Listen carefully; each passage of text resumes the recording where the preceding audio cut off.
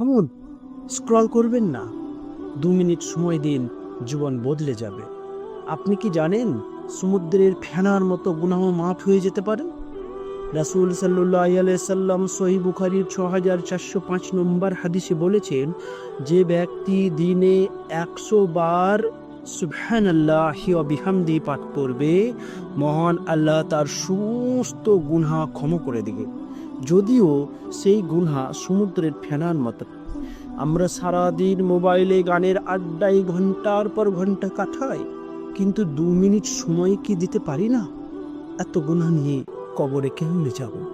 এত গুনাহ নিয়ে আল্লাহর সামনে দাঁড়াবো কিভাবে?